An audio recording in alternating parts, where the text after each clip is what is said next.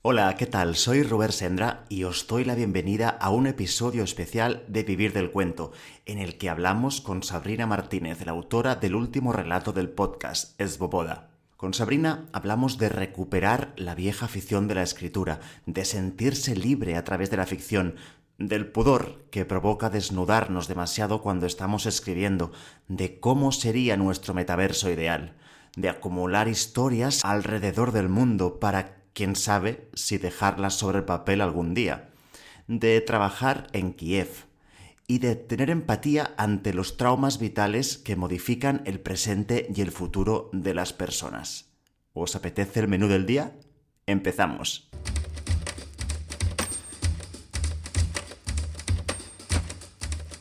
Vivir del cuento, el podcast de las historias que van contigo.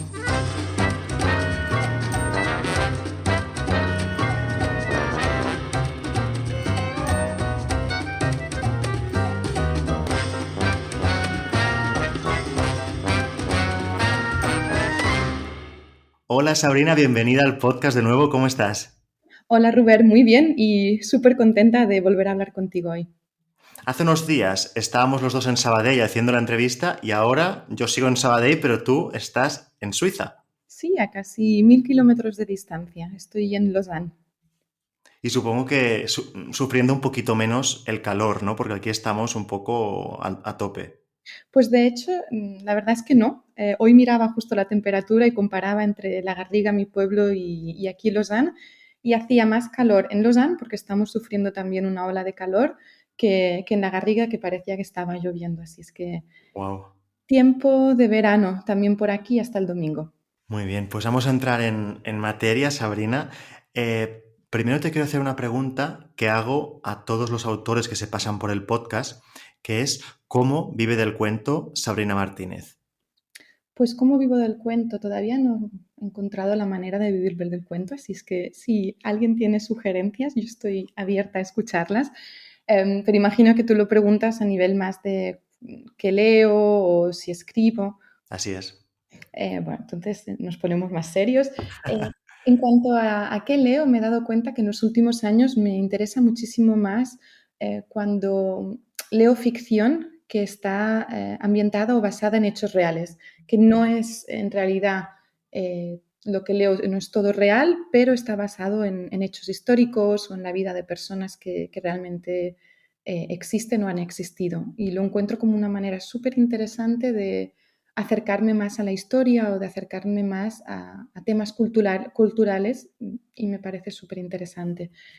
En cuanto a escritura, y hacíamos broma justo antes de darle al grabar, la verdad es que hacía muchísimo que no escribía y me ha traído memorias, me ha traído recuerdos que me han revuelto mucho a nivel interno, ¿no? De decir, debería reemprender en mis tiempos libres, escribir y reactivar esta faceta más literaria o comunicativa, porque en realidad te das cuenta que cuando dedicas un poco de tiempo a poner en letras o en una pantalla o en una libreta ciertos pensamientos, aunque sean ficción, es una manera de desahogo y de expresión que a mí me ayuda muchísimo a descargar y a sentir que puedo compartir o transmitir ciertos pensamientos o sentimientos incluso. ¿Y has encontrado una respuesta a esta pregunta que te hacías?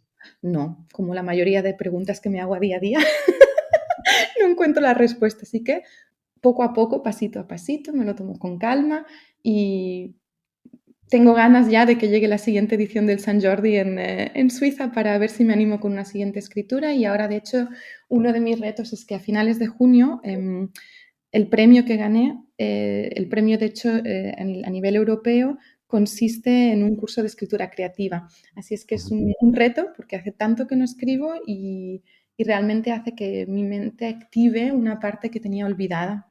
Me parece interesante lo que comentas de mezclar temáticas que son reales o históricas o de personajes o personas que existieron, mezclarlo o reforzarlo con los instrumentos de la ficción, ¿no? Como pueden ser, pues, el ritmo, la empatía, como pueden ser los diálogos, como pueden ser una trama, un conflicto. Es decir, todas estas herramientas que nos da la ficción y que hacen que cualquier contenido nos entre de una forma más atractiva, ¿no? Y que nos enganche más. Creo que al final el buen periodismo acaba tirando de estos recursos y creo que también, pues como lector o como lectora, acceder a hechos reales o hechos de actualidad o hechos históricos a través de la narrativa o de los recursos de la narrativa realmente hace que la experiencia de lectura sea mucho más interesante, yo creo, ¿no? Es el storytelling, ¿no? Al final, que el famoso storytelling, ¿no? Sí, yo creo, por un lado, si me lo pienso como escritora o como alguien que ha intentado transmitir, em, creo que a través de la ficción nos sentimos más libres, como más empoderados o Ujú. con menos miedo, de hecho, a dejarte ir, a dejarte fluir, a transmitir, porque te apoyas en el hecho de decir, es ficción. Entonces, la línea entre realmente qué es cierto o qué es inventado, para ti puede ser muy clara como escritora, pero para el lector lo interpreta todo como ficción. Entonces, es como un juego. Yo lo veo como una oportunidad en la que quizá si tú supieras, por ejemplo, que estás teniendo una entrevista en el noticiero de los informativos de las 9 de la noche, estarías como mucho más comedido o comedida en explicar algo. Sin embargo, si esa misma idea la trasladas a la ficción, te sientes como más libre de decir cualquier cosa porque la ficción o la creatividad y la inventiva te dan un margen mayor de tolerancia o por parte también del receptor, lector, eh, a, a aceptar lo que tú estás comunicando sin estar juzgando hasta qué punto estás siendo súper meticuloso con tu descripción de la realidad. Estoy de acuerdo, aunque al mismo tiempo, por más que nos escudemos en la ficción, al final, quieras que no, es inevitable dejar cositas nuestras en lo que escribimos, ¿no? Y de hecho, a mí a veces escribiendo ficción me da pudor poner algunas cosas porque pienso, ay, que aquí se me está viendo demasiado ya, que aquí está sacando la cabeza Robert y no, no, es ficción y hay que taparlo todo bien de ficción, ¿no? En tu caso, en tu relato, ¿qué dirías que tiene de ti? ¿Qué cositas tuyas has dejado, has ido plantando, sembrando en el relato? Um, yo creo que hay varios puntos. Por una parte es la parte de evadirte en un mundo imaginario como es el metaverse, donde tú puedes crear la realidad que te hubiera gustado o que te gustaría vivir. Y de algún modo yo en mi día a día siempre me pregunto si eso no sería más fácil para todos nosotros. Nuestras cabezas funcionan a una velocidad súper rápida y siempre como seres humanos queremos lo que no tenemos. Entonces, de algún modo creo que ahí está no mi granito, pero como una señal de que yo estoy detrás. La sensación de soledad también, sobre que la chica esta te cuenta de que no le queda nada. Y a veces cuando vives en el extranjero y has dejado a tu familia atrás, a tus amigos con quienes has construido vínculos muy cercanos, a quienes quieres, con quienes has compartido momentos muy importantes, los dejas atrás. Y volver a construir algo así fuera no siempre es fácil. Entonces, de algún modo, esa sensación cuando en mi cuento, pero al mismo tiempo en mi realidad yo hablo con mis amigos o amigas ucranianos que han tenido que partir de sus casas en una realidad totalmente distinta, pero puedes comprender esa sensación de vacío. Y creo que esa sensación de vacío también está en el cuento que he escrito. Y luego un poco el drama. Hay quien dice que a veces soy un poco dramática y creo que el cuento, a pesar de ser una protesta, una clara protesta política también, no deja de tener su granito de drama detrás. Ujú. Tú no has vivido, por suerte, ninguna guerra, pero sí que has podido experimentar sentimientos o sensaciones como la soledad que te permiten ser empática cuando hablas de una guerra o cuando hablas de algo de ciencia ficción como es el metaverso y la sensación de estar aislado en una burbuja. Es decir, que lo que vivimos nos sirve al final para hacer ficción, aunque la ficción sea de una temática muy alejada a nosotros, ¿no? Al final, nuestras herramientas son las experiencias que hemos vivido y que las podemos disfrazar tanto como queramos, pero al final, en el fondo, está lo que hemos vivido nosotros, ¿no?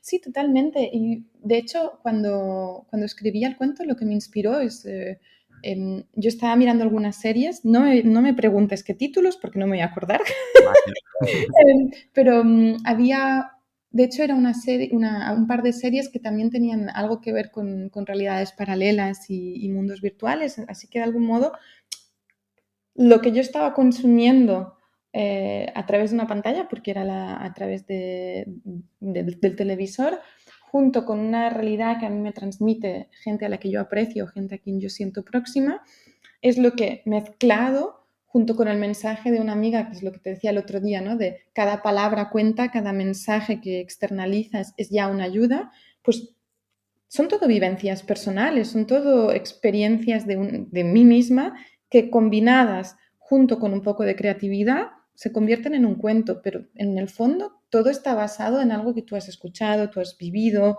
que te ha tocado de cerca.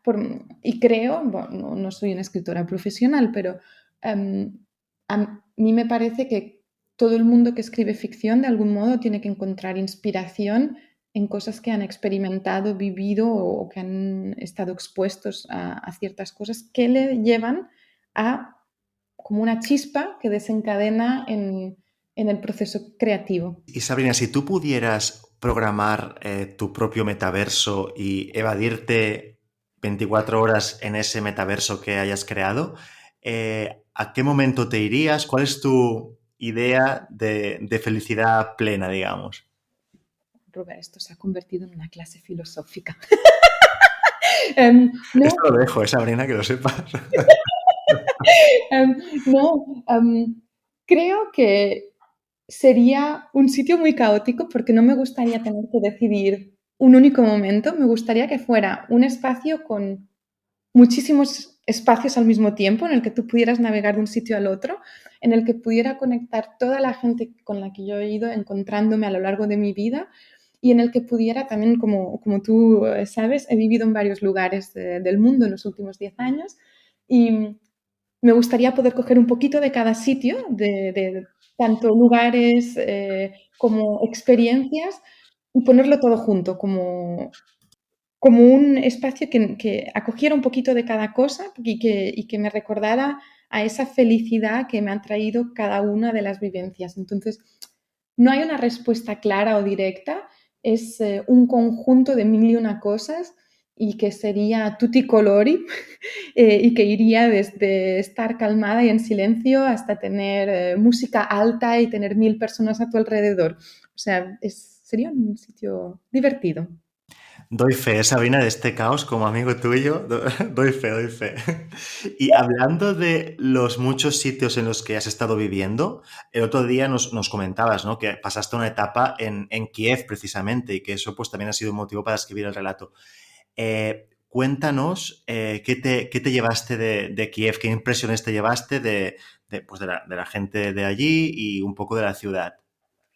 Am, Estuve, de hecho, más que vivir, yo estaba trabajando para una entidad internacional y fuimos allí por un tema de un evento. Y entonces estuvimos 2 semanas, si no recuerdo mal, on-site. Y durante la planificación básicamente hablábamos con gente de allí porque teníamos contactos o gente con la que eran como nuestro punto de entrada para los diferentes temas. Y una vez allí, para mí, me sorprendió en el sentido, por una parte, a nivel gastronómico, tú sabes que a mí comer y beber me encanta, y me sorprendí de la cantidad de oferta que había en Kiev y de la cantidad de variedad. Mm, También me pareció que, o al menos con la gente con la que yo me relacioné, súper trabajadora, servicial. Yo no me esperaba para nada, y quizá esto viene por, ¿cómo decirlo? Em, no pretextos, ¿Prejuicios o...? prejuicios, sí, prejuicios o por lo que hemos escuchado, lo que creemos que es la Europa del Este. Me lo imaginaba más una sociedad fría y poco amigable. Y sin embargo, lo que puedo decirte es que con aquellas personas con las que tuve que estar de allí prácticamente 24 horas, fue lo contrario. Tenían un interés tan grande en satisfacer tus necesidades y en poder ofrecerte el servicio que tú pedías quizá sin tener tantos recursos como los que puedes encontrar cuando trabajas igual en las estructuradas, Alemania, Reino Unido, y la importancia que le daban al conocerte personalmente. Hay países donde trabajas que el trabajo es el trabajo y es frío y se trabaja con un gran nivel de profesionalidad, pero nunca realmente entras a la persona. Sin embargo, allí el elemento personal era importante y es bonito porque en el fondo tú trabajas, pero todos somos personas y a todos nos gusta crear conexiones, que alguien te pregunte cómo estás, que tú seas algo más que un objeto que produce. Y eso fue algo que me sorprendió, que me gustó muchísimo. Luego, a nivel de trabajo, no diré que fue la experiencia más fácil, tuvo sus retos y a nivel de idioma también. No era fácil en un lugar donde el inglés no está tan presente como en otros países, pero bueno, que también esto nos ocurriría si trabajáramos en España, no en todos lugares todo el mundo te habla inglés. Claro. Y viajando tanto, tienes mucha materia prima para escribir. Es decir, que lo que me comentabas del año que viene, de volver a participar en Sant Jordi, o Ujú. de, a raíz del curso que vas a hacer de escritura creativa, tener nuevas ideas para historias, en realidad debes tener una de historias en tu cabeza metidas que podrías trasladar al papel. ¿Tienes alguna anécdota, alguna idea que se te ocurra que pueda dar así a bote pronto para una historia en breve? Tengo muchas historias para dar y vender. Lo que pasa es que, y volviendo al tema que hablábamos antes, ¿hasta qué punto acabas desnudándote como escritor y dando a ver la parte más personal? Y eso es donde aún no sé, porque historias tengo muchísimas, anécdotas tengo para dar y vender, desde temas donde he tenido miedo a nivel de seguridad, donde no sabía si realmente iba a acabar en la cárcel, o situaciones donde había muchísimo caos y temías por tu seguridad personal y la de tu equipo. Luego cosas más divertidas como que te vengan a buscar, que llegues a cierta ciudad en Europa y, y estés aterrizando y la persona que es tu punto de contacto te diga, sé dónde está tu avión, estoy esperando a pie de pista con mi coche operativo porque esta persona trabajaba en el aeropuerto y tú que eres una persona normal, cuando bajas las escaleras, te encuentras con que a pie de pista alguien te está esperando, coge y te lleva y todo el mundo te mira y te dice, yo no soy nadie. Pero son historias que no, creo que no todo el mundo tiene esa oportunidad de vivirlas o haber podido, sí, no sé, a través de haber hecho conexiones por el trabajo, por ejemplo, haber vivido bodas de gente en Azerbaiyán, en Abu Dhabi. Lo que pasa es que, como te decía, hasta cierto punto, por más que conviertas historias en ficción, si estas historias las leen tu gente más allegada, que espero que lo hicieran porque para eso son allegados, eh, significaría también desnudarte tú delante de ellos. Y yo no sé si estoy preparada para ofrecer tanto de momento.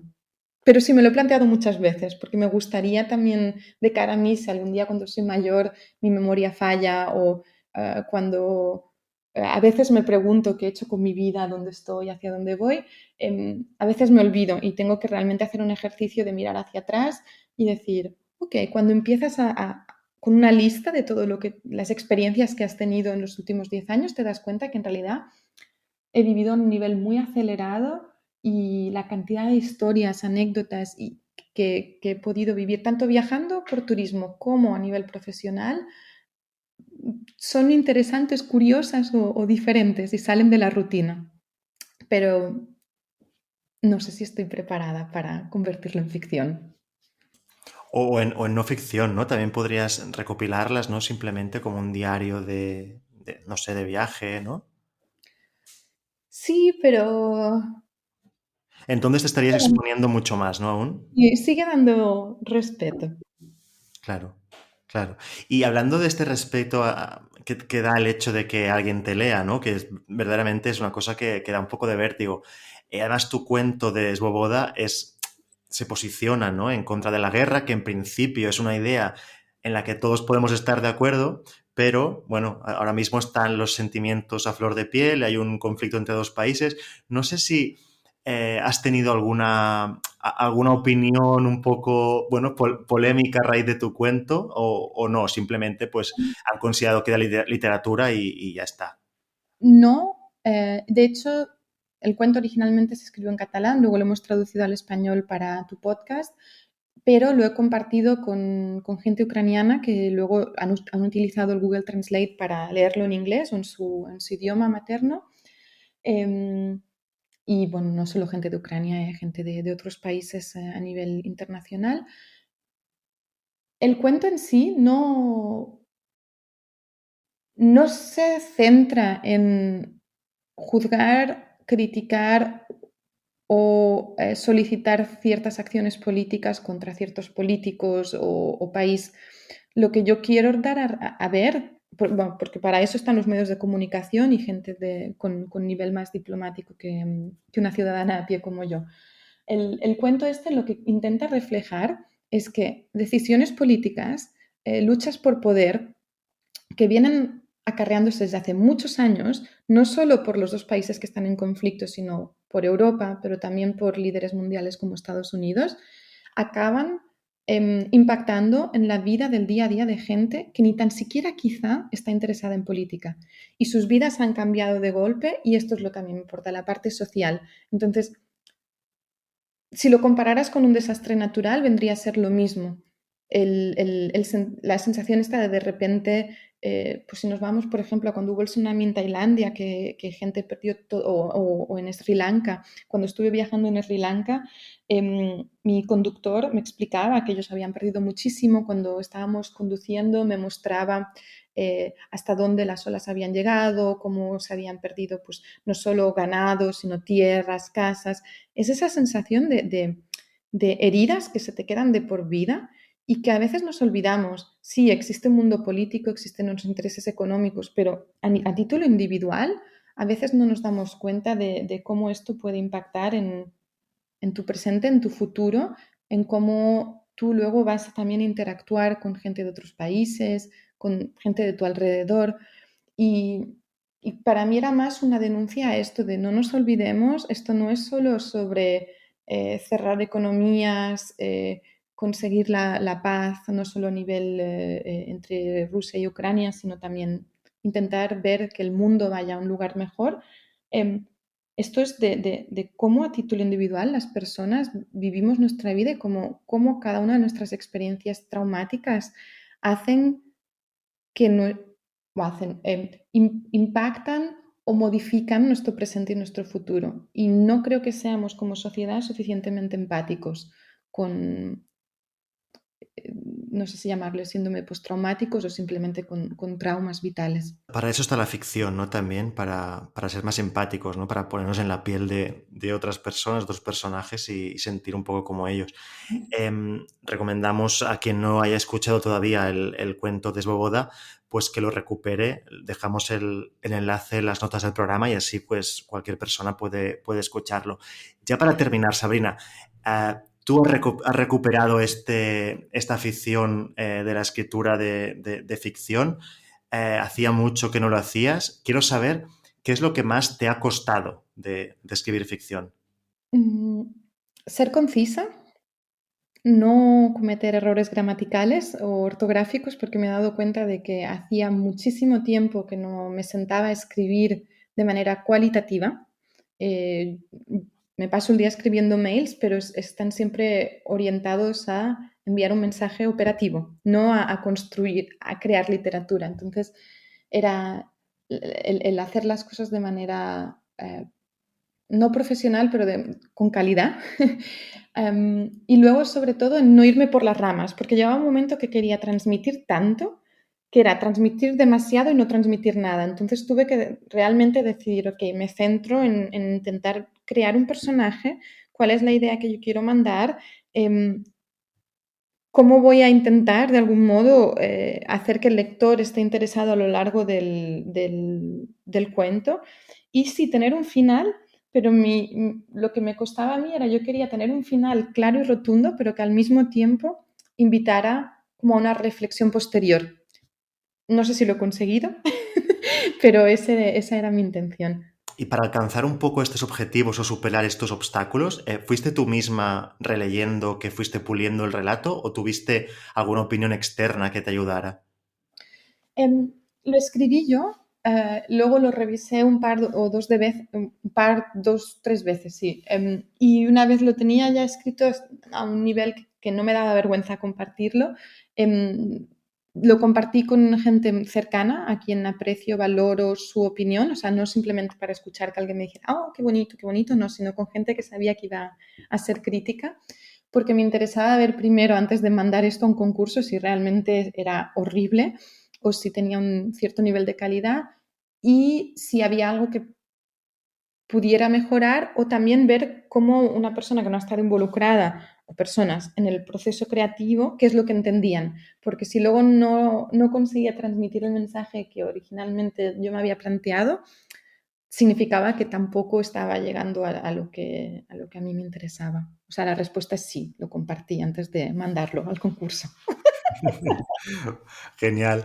Pues ahora, Sabrina, ahora que has empezado, ya no lo dejes porque lo que te decía, tienes muchas historias dentro, has demostrado que puedes también dominar la técnica y sacar adelante un cuento, así que no lo dejes, que ya verás que te dará muchas satisfacciones, estoy Y tú seguro. seguramente estás deseando que volvamos a hacer un podcast juntos porque fue... Exacto, estoy esperando San Jordi del año que viene para que lo traduzcas al castellano y luego vuelvas al podcast. ¿no? Y Rubén, he de agradecer toda tu ayuda cuando me estuviste entrenando para intentar sacar lo mejor de mí cuando hacíamos el podcast. Así es que he de decir para tu audiencia, para tus oyentes, que tienes mucha paciencia y que esto de escribir, una cosa es escribir y luego cuando intentas pasarlo al podcast, yo me di cuenta cuando tú me dijiste, bueno, cuando lo intentamos leer como 6, 7 veces y me ibas dando consejos, de cómo cambia y cómo realmente todo el esfuerzo que tú pones detrás para hacer que realmente el podcast sea atractivo. A mí me ha dejado fascinada. Qué Ah, guay. un poco de peloteo para Sí, ti, sí, Rubén. está bien, está bien. Así se acaban las entrevistas, así te vas feliz y ya está. A vivir del cuento. Y bien el cuento, exacto. Pues nada, Sabrina, muchísimas gracias por estar aquí, por tu predisposición, por todo, ya lo sabes. Y ya sabes, sé que si tú quieres, el 8 de junio de 2023, yo reservo por si acaso un huequecito, por si tenemos tu cuento del año que viene, ¿vale? Vale, lo tengo en cuenta, me lo voy a también agendar. Un abrazo, Sabrina. Igualmente, hasta pronto, Rubert. Y hasta aquí el programa de hoy. Antes de irme te recomiendo que te apuntes a la newsletter gratuita de Vivir del Cuento para recibir los relatos del podcast en PDF, para descubrir también el proceso creativo que hay detrás de cada cuento y para participar en sorteos exclusivos que ofrecemos a nuestra comunidad. Para hacerlo solo tienes que entrar en vivirdelcuento.es/suscríbete. Nos escuchamos el próximo 8 de julio en el último episodio de esta segunda temporada del podcast. Como siempre, gracias por darle vida a este cuento. Un abrazo.